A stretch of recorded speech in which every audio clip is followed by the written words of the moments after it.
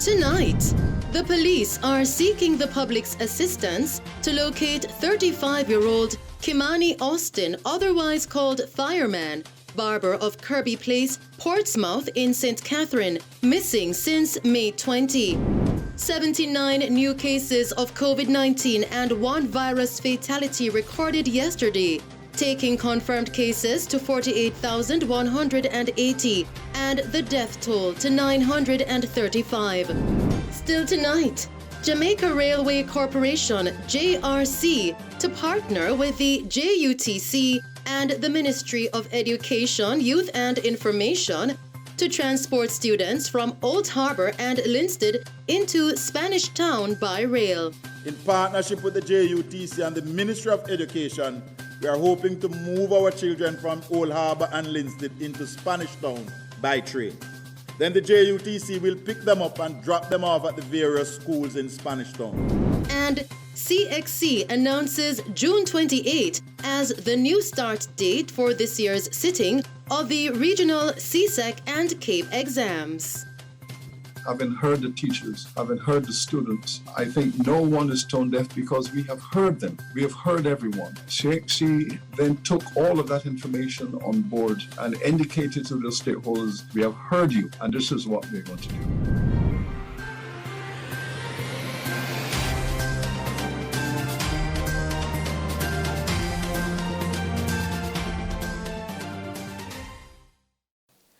Good evening. The police are seeking the public's assistance to locate 35-year-old Kimani Austin, otherwise called Fireman, a barber of Kirby Place, Portsmouth in St. Catherine, missing since May 20. He is of brown complexion, slim build, and approximately 5 feet 7 inches tall. Reports from the Waterford Police coming into our news center tonight are that Austin left home at approximately 12 p.m. for an undisclosed location. He has not been heard from since. Anyone knowing the whereabouts of Kimani Austin is being asked to contact the Waterford Police at 876-988-1763, Police Emergency 119, or the nearest police station. In other news tonight, Jamaica recorded 79 new cases of COVID-19 and 1 virus fatality yesterday. Now, this takes the total of confirmed cases to 48,180 and the death toll now to 935.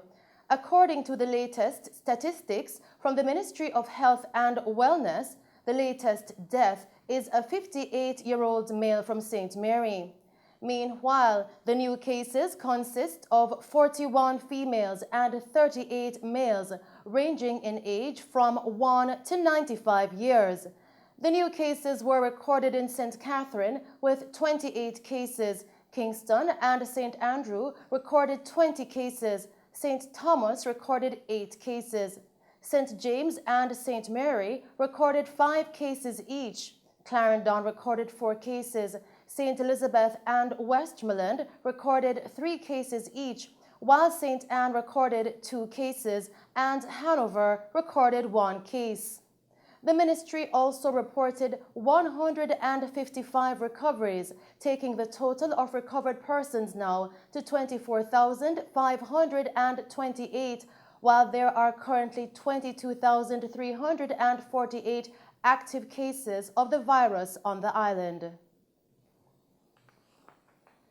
Still making the news tonight, the Jamaica Defense Force, JDF, has responded to claims by some members of the force that they are being punished and victimized for refusing to take the COVID-19 vaccine.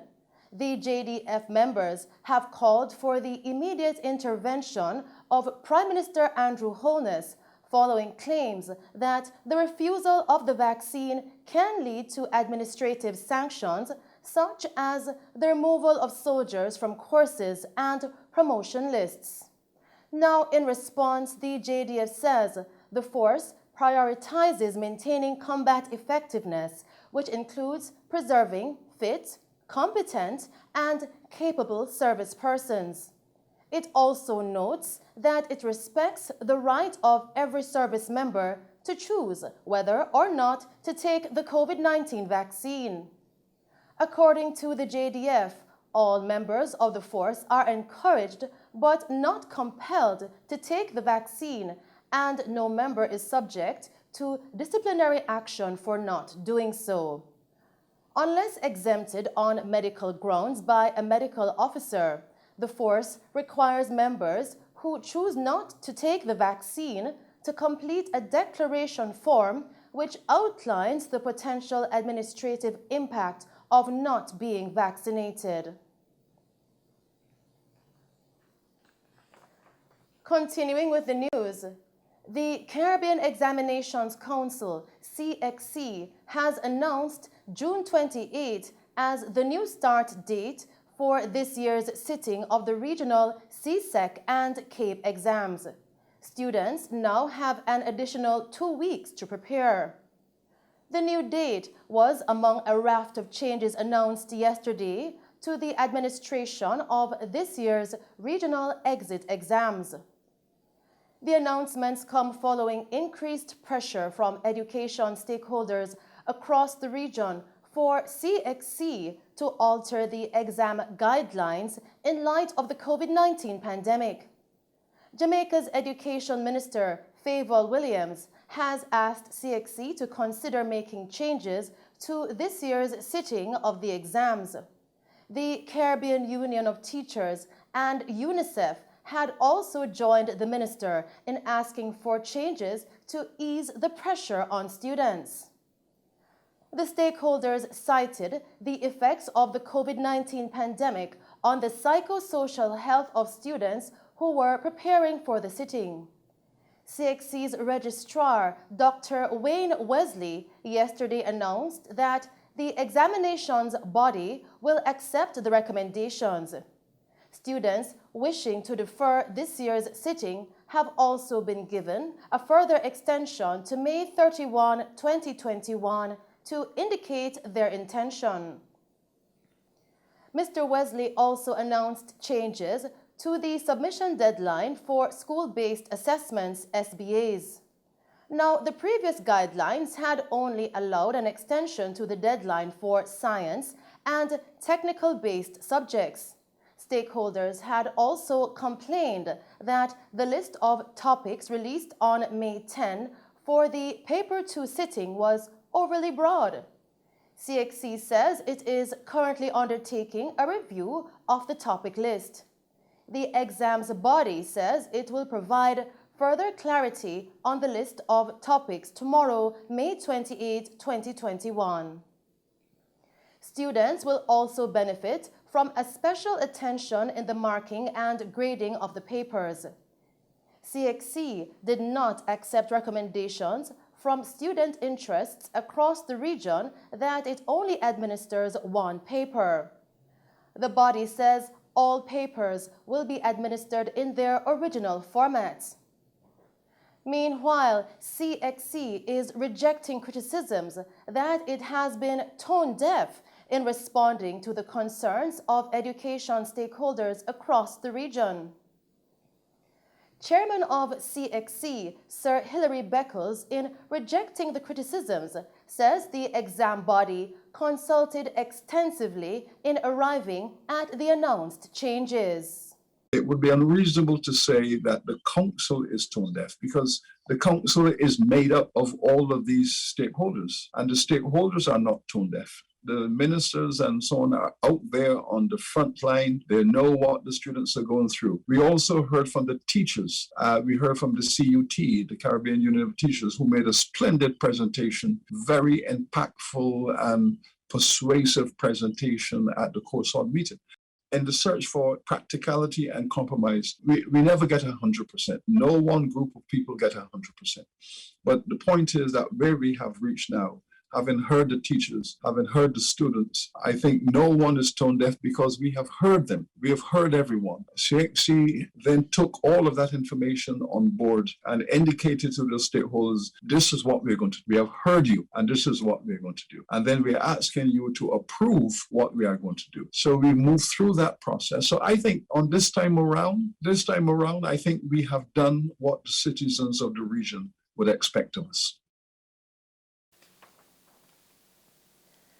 Continuing with the news, the Jamaica Railway Corporation, JRC, will be entering a partnership with the Jamaica Urban Transit Company, JUTC, and the Ministry of Education, Youth and Information, MOEYI, to transport school children from Old Harbour and Linstead into Spanish Town by rail. Minister Montague said the ministry is moving to create a safe and orderly system to take children to and from school. As for the Jamaica Railway Corporation, Madam, its workshop in Kingston has been restored, and a solar lighting project there has been completed, and we are moving to restart the school train service from Old Harbour and Linstead into Spanish Town. We are working with the Jamaica Heritage Trust to restore our station houses, especially the Old Harbour Station.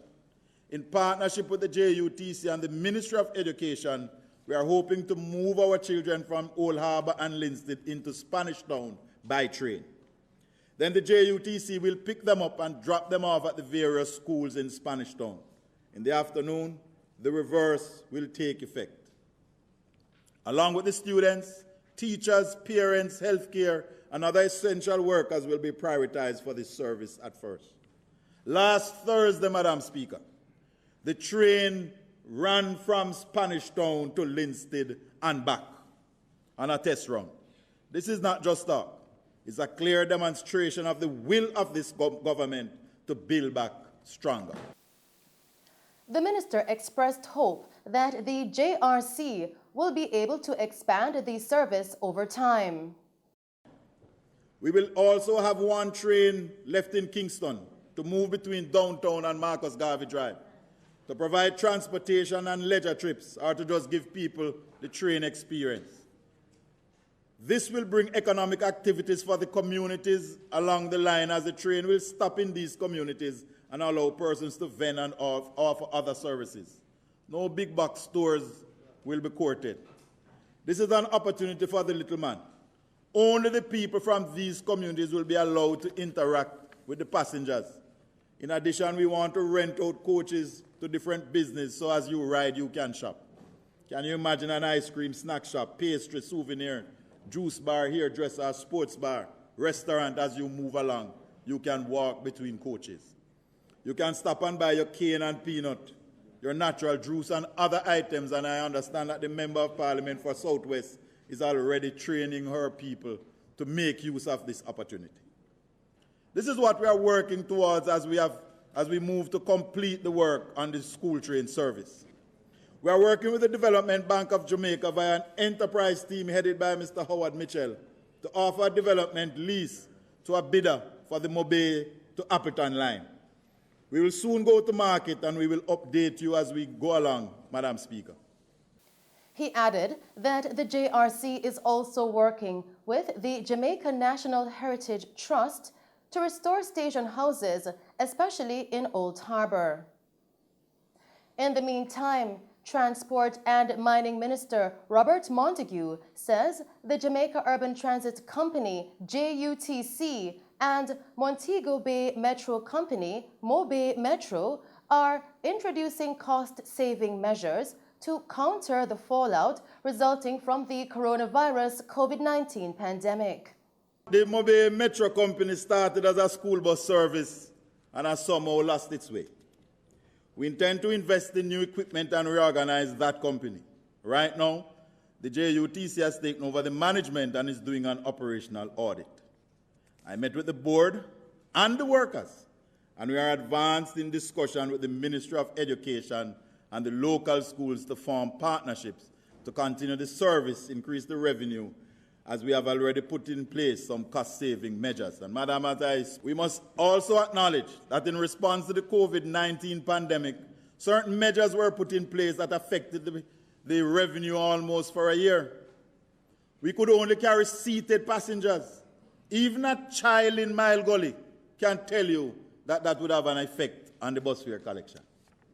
So when I hear people talking about the fare box has fallen, they need to check with the students at Mile Gully for an explanation. The JUT is having similar issues. However, we have started cost-saving measures. These have resulted in both the JUTC and Mobile Metro reducing their costs. We have reduced staff costs. We have longer delivery time for parts, as our suppliers are also affected by the pandemic, and the availability of shippers to get the parts here must be taken into consideration. We have enhanced connectivity through the provision of wireless facilities on over 400 buses.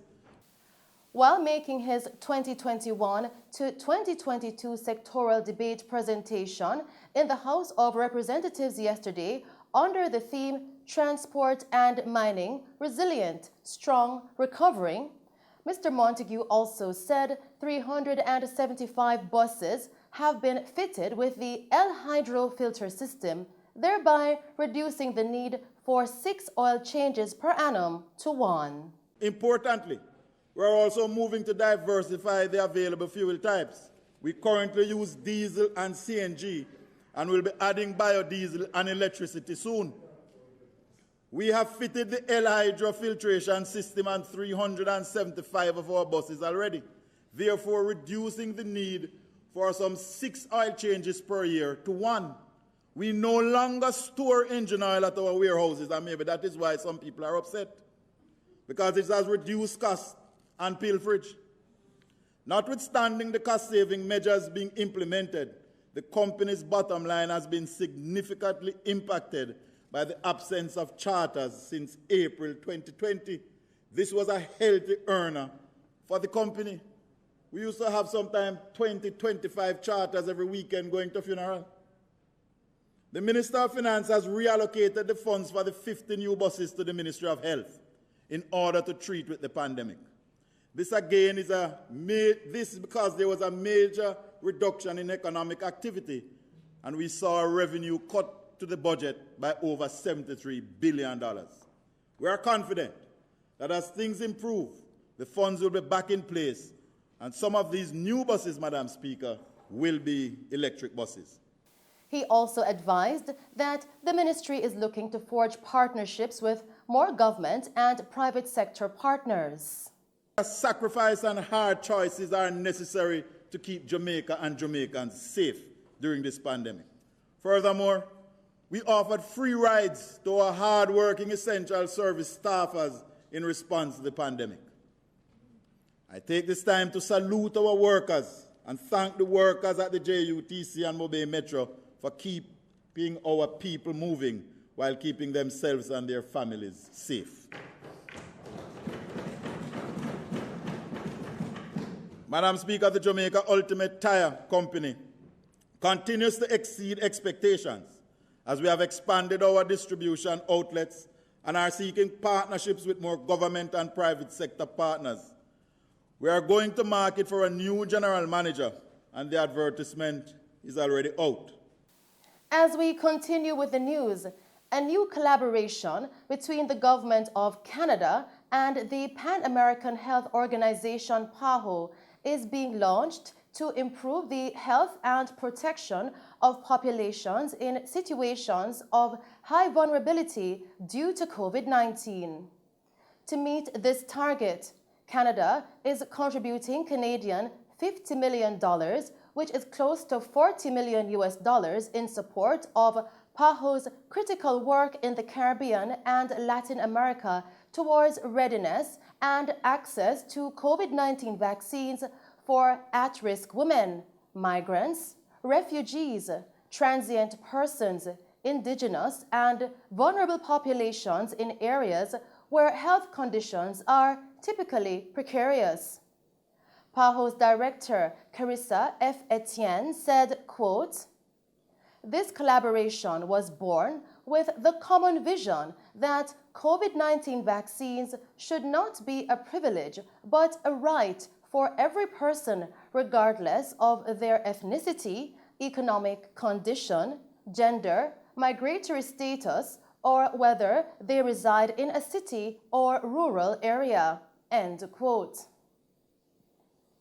She added that Canada's contribution will help Caribbean and Latin American countries make meaningful progress on access to COVID-19 vaccines for every eligible person, starting with the most vulnerable, most frequently women.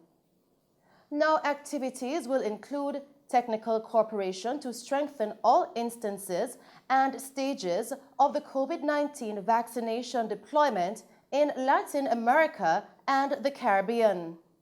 Now, this incorporates training for public health workers and healthcare professionals on an equitable COVID-19 vaccine rollout, as well as comprehensive technical cooperation on regulatory and oversight processes, reinforcing immunization policies and vaccine delivery strategies, supporting vaccine procurement, logistics, and cold chain challenges, strengthening communication strategies, and advocating for fair access and allocation of vaccines. And those are some of the stories making news. We will return with other stories as Prime Minister Andrew Holness has hailed Sandals' multi-billion-dollar resort investment as a signal of confidence in the local tourism sector. And the St. James Police seized an illegal firearm along with ammunition and arrested and charged a man with breaches of the Law Reform Fraudulent Transactions Special Provisions Act in Farm Hill, St. James yesterday. But first, we'll go to a break and then join Christopher Scott with the very latest in sports.